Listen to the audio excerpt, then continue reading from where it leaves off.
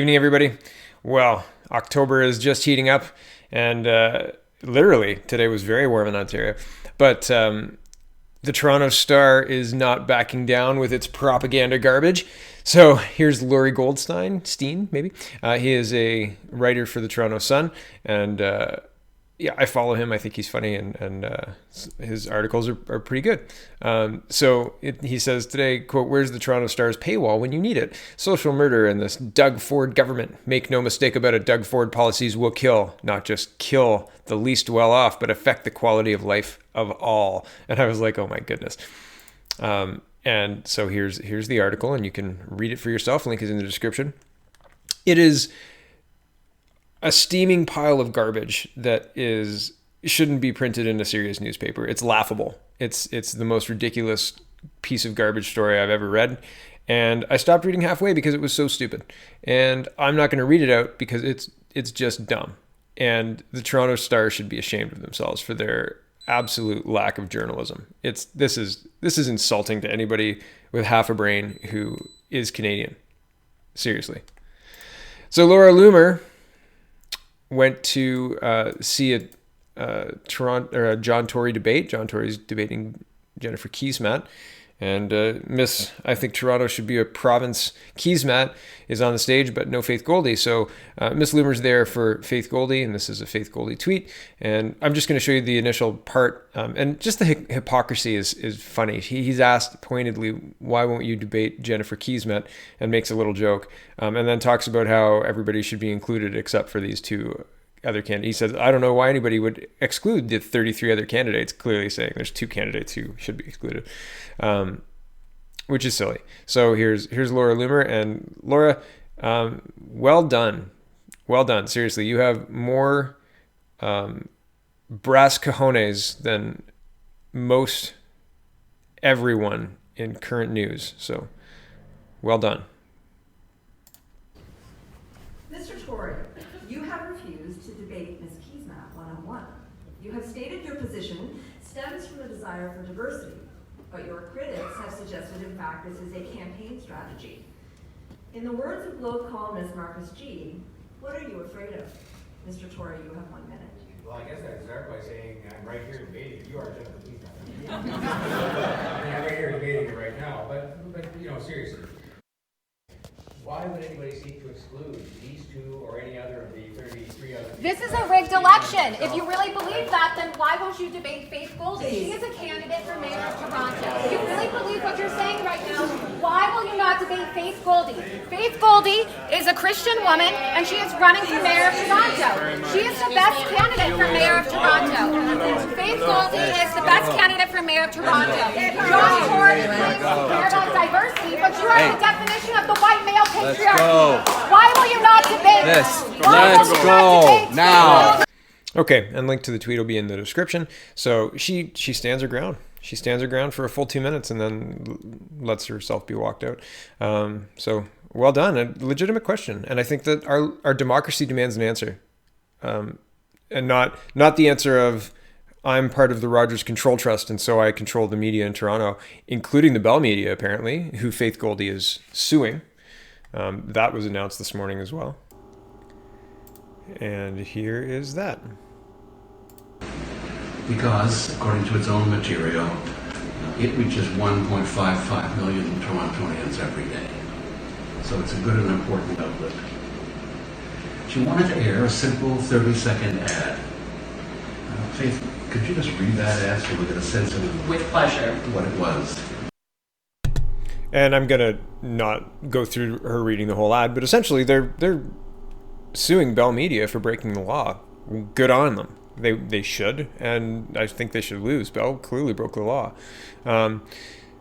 So I think that's very interesting. All happening in our democracy, and we're talking very, very micro democracy. We're talking municipal elections, and this is like a blackout, a media blackout. It's wild. That doesn't happen. Like, that's B-movie plot kind of happening. That doesn't happen in real life. Like, anyway. So the supporters of PPC put this tweet out, and it says Maxime Bernier and the PPC plan for income tax reform, reducing from 5 brackets to 2, as well as lower taxes. This will put money into the pockets of Canadians, and just as important, back into our economy. This is a tax cut for every single Canadian. Support People's Party of Canada. .ca. So it says reduce the number of tax brackets from 5 to 2, eliminate the new 33% tax bracket introduced by the Liberals, as well as the 20.5% bracket, 26% bracket, and 29% bracket. 15% tax bracket would be kept. It would apply to taxable income up to $100,000. Above that level, a new minimum rate of 25% would apply. So let's have a look at what currently is happening. Currently, if you make $45,000, if you make more than $7.5 thousand, $7.5 thousand is the minimum, or it used to be the minimum exemption. You used to be able to make $7.5 thousand tax free. That appears to be wrong. So in 2017, I guess I haven't looked at taxes in a little while. In 2017, up to the first $45,916 is taxed at 15%. Anything between $45,916 to $91,831 is 20.5%. So anybody making more than 45 but not quite 100, you would get a tax break under this plan of quite a substantial amount. Anything in the 2017 plan, $91,831 to $142,353 is taxed at 26%. $142,000 to $202,800 is taxed at 29%. Anything above $202,800 is taxed at 33%. So that means if you make $1,000 over, if you make $203,800, then of that $1,000 you have to spend $330 and just give it right to the government for taxes. So, I mean, yeah, that's like a lot, but it didn't work out the way it was supposed to, or the way it was sold to us. Most people ended up paying more taxes under this plan than less taxes. So, under the new plan, everything up to $100,000 is taxed at 15, and everything above that is taxed at 25. So, everybody making up to $142,000 would be getting a tax break.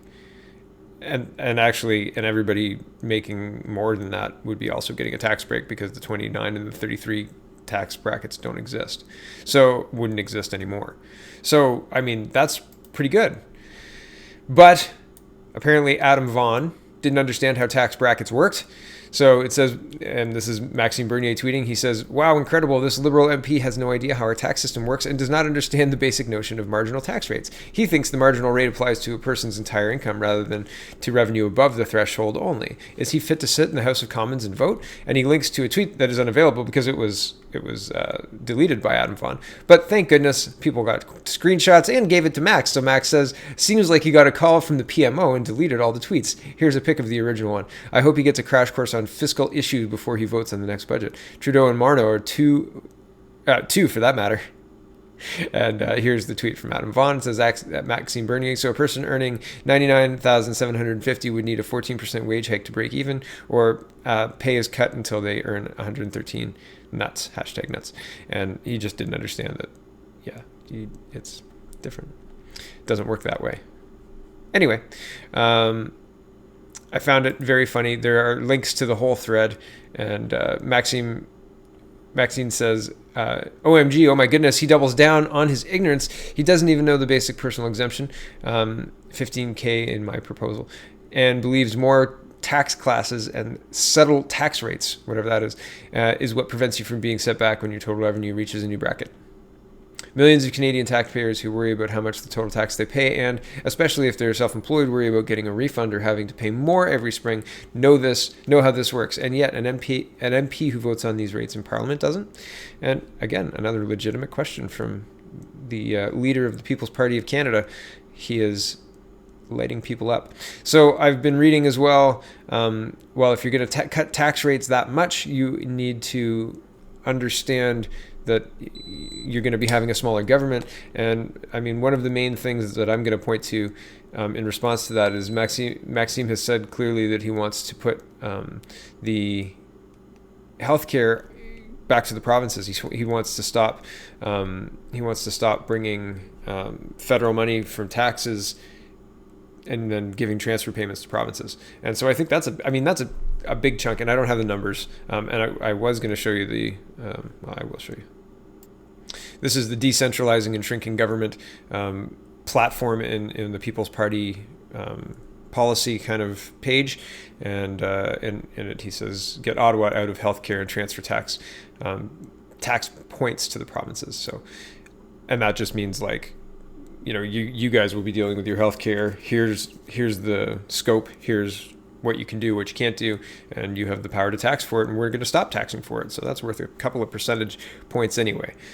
So the point is, we have to pay for healthcare, but I don't want to pay for it twice. I don't want to pay the Ontario government for healthcare and then the federal government, and have the federal government give half of it to the eastern provinces. Right, Alberta? Right? Like, it makes sense. It makes sense. And there are balanced things that need to happen. Yes, we're going to have to pay maybe higher provincial taxes. Maybe we don't get a giant tax break. But the point is, then we can hold our provinces more accountable. The point isn't... part of it is we get a tax break, and that is good. That is more money in our pocket, and we will hopefully have more options with how to get better healthcare. As an example, as every other G7 country that has healthcare has better outcomes and is less expensive than us. So we've got nowhere to go but up. We're the worst in the G7. So really, like, geez, there's nothing that can be worse than what we've got. Anyway, so sorry I was late today, and thanks for watching. Have a great evening, and check out the People's Party of Canada.ca, and check out faithfortoronto.ca.